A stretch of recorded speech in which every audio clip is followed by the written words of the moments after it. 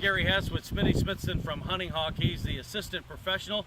And today, as we continue our series of lessons, we're going to be talking about chipping and pitching around the green. And you're not going to hit the green every time, are you? So this is a vitally important part of the game. Absolutely.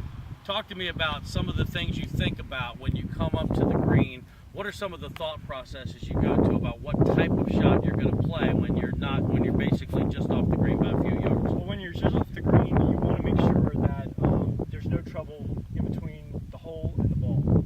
If there's a bunker that you have to go over, you want to try to do a flop shot or something up in the air to make sure it sits very quickly. If you're very close to the green and you don't really feel comfortable with putting, you're going to want to do a bump and run or a low chip shot just to get on the green as soon as possible. Okay, let's talk about the bump and run first. Now, I know some people, I saw Tiger Woods do that with a 3-wood. Some people, is there a certain club you're supposed to use, or is it whatever you're comfortable with? It's really whatever you're comfortable with, but a 7 and 8 iron is the best due to the lower loft. Okay. So you want to get it on the ground as soon as possible, rolling. That way it's got the best chance of going in. Okay, let's see a bump and run shot to this closest pin here and talk about some of the things that you're going to be thinking about as you come up to this. Okay.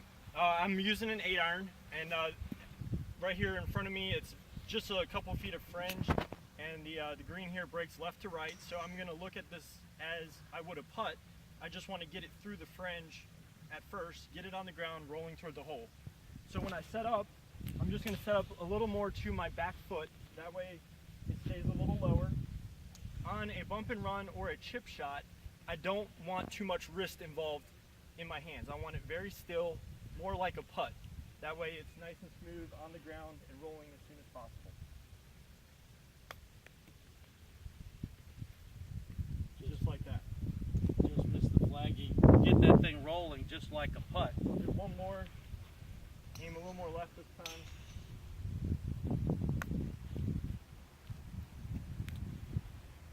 And that's about what you want. You want a short distance for a very reasonable putt, most likely to save par once you're done with the bump and run. Now, Smitty, what if let's look at that red pin way down there. If you have a longer one like this and you still want to do the bump and run shot, what do you have to do differently? With the bump and run, you'll want a little longer swing, but you want to take your wrist and still keep them at the same still level because it's still like a putt. But you're going to aim further left because this hole is much further away, and just make sure you stay committed through the whole shot. That way it gets there. Okay, let's see one of those. Just still off the back of my right foot. That was a little harder swing, and it's still checked up and now rolling to the right. And you're down there in the vicinity, same type of idea. Correct. Now, what other than having a bunker blocking your way or some kind of trouble blocking your way, what are some reasons why you might want to go high instead of low? If you want to go, if the hole is much closer to you, you'll want a very short, high shot so it stops faster. As far as a longer swing to get a further shot where the red flag is, that's when you use, I would use a sand wedge either way, but it would just be a swing length. Okay, let's get that sand wedge and do a quick switcheroony here and try to go up in the air. Why don't you come a little farther back off the green here? Okay. So you got you're a little farther back now. A lot of us get off and we don't know whether to go high or go low. Absolutely. Is it a matter of personal preference if it's an open shot like this? Pretty much. It's just based on hills, the undulation of the green, what you're working with your lie. If it's a really bad lie and you can't really get under it, you want to use something else like an 8 iron or a 52-degree wedge. I've got a 56 here, which will help get it in the air a little bit more. But for example, the black flag right here, we have the green sloping from right to left. It's downhill, so I want to hit it short and let it roll out. Still arms, or your wrist, still no movement like this. You just want to keep them nice and firm, back and up. And then it'll just roll out a little bit. So that was a shorter swing, and then if I wanted to go to the red flag, I would just lengthen that swing a little bit. This one would go left to right. That's not what you want to do. And see, professionals do that too. So don't feel so bad if it happens to you on the golf course. Like that. So now do me a favor.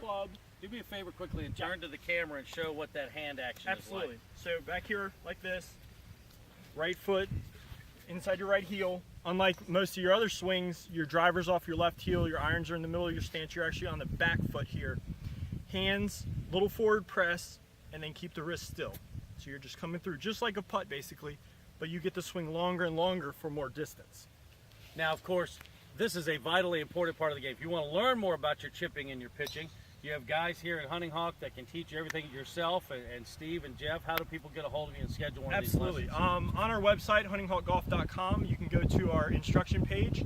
Jeff, Steve, and myself, we all have our email address on there. You can email us directly or give us a call at 804-749-1900. What else is going on here at the golf course in the next few weeks? Anything exciting?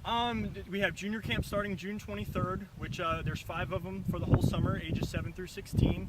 The 3 of us come out here, work on full swing, chipping, sand shots, and putting, and we have a good time doing it. We have a lot of fun contests, and it's the place to be for the summer junior golf. There you go. Okay, we're going to be continuing these lessons all summer long. Next week, you'll hear all about what it's like to get out of that bunker. You know you don't want to see the ball go in the sand, but we'll talk about that next week. For Smitty Smithson from Hunting Hawk, I'm Gary Hess, and hope you have a great day.